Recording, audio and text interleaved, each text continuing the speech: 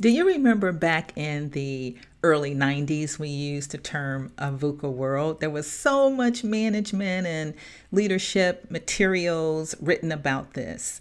Boy, were we wrong because we're living in a VUCA world right now. That means it's volatile, uncertain, chaotic, and ambiguous. So the question becomes, how do you provide value in a VUCA world? Hi, my name is Angela Heath. I'm with TKC Incorporated, and we help companies leverage the gig economy. So I'm taking a letter from the word COVID every day and providing some smart but simple solutions for your consideration.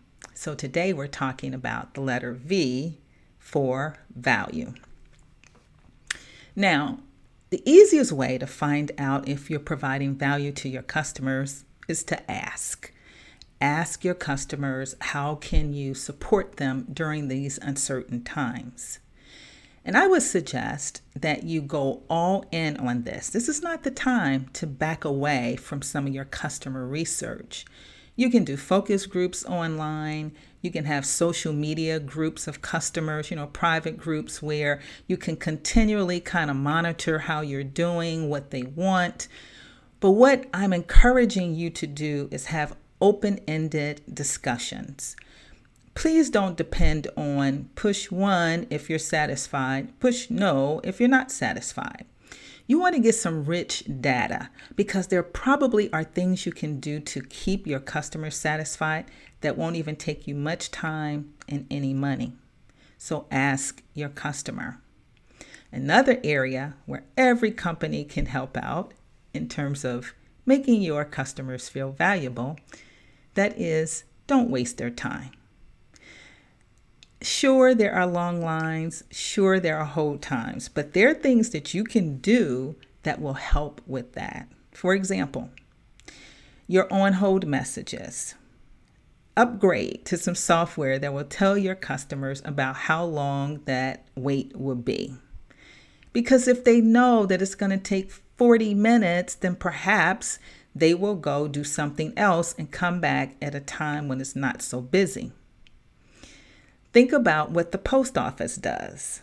When you're standing in those really, really long lines, someone will come through and say, if you only want stamps, follow me. And they take you to the stamp only line.